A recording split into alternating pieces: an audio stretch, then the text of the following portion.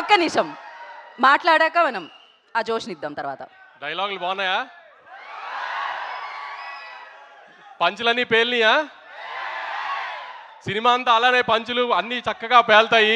ఏదో పెద్ద కథ చెప్తాము, అదేంటి కొంచెం ఎమోషనల్గా ఫీల్ అవ్వటం అలాంటివి ఏ ఉండవు. చిన్న సింపుల్ కథ, కానీ 2 గంటలు నవ్విస్తూ ప్రతిదీ నవీన్ స్టైల్లో ఒక ఎటకారం పంచులేసుకుంటూనే ఉంటుంది సినిమా అంతా.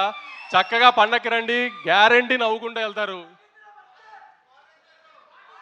వద్దు, కాలర్ లైట్ గురించి ఇప్పుడు ఎందుకు, కానీ అన్నీ మనం తర్వాత చూసుకుందాం, దానికి చాలా టైం ఉంది.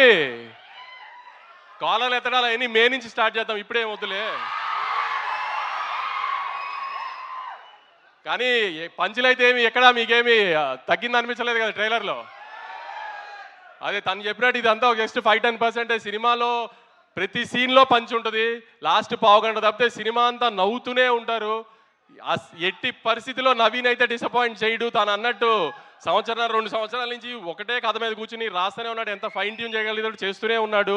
ఆడియన్కి చిన్న ఇబ్బంది పడకూడదు ఇది అది అని అన్ని ఎలిమెంట్స్ కవర్ చేశాడు. కొత్తగా ఆమె ఇప్పటిదాకా ఎక్కడ రివీల్ చేయనట్టు ఒక చిన్న ఎలక్షన్ బ్లాక్ కూడా ఉంటుంది, అది ఫన్ టోన్లో ఉంటుంది అంతా.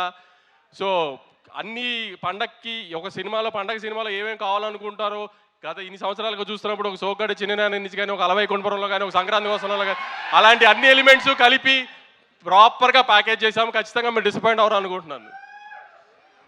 అందరూ థియేటర్స్కి వచ్చి ఖచ్చితంగా సినిమా చూసి మనల్ని అందరినీ ఎక్కుతున్న వాళ్ళందరికీ సమాధానం చెప్తాం. ఈసారి కొంచెం గట్టిగా థియేటర్స్ రండి. Thank you.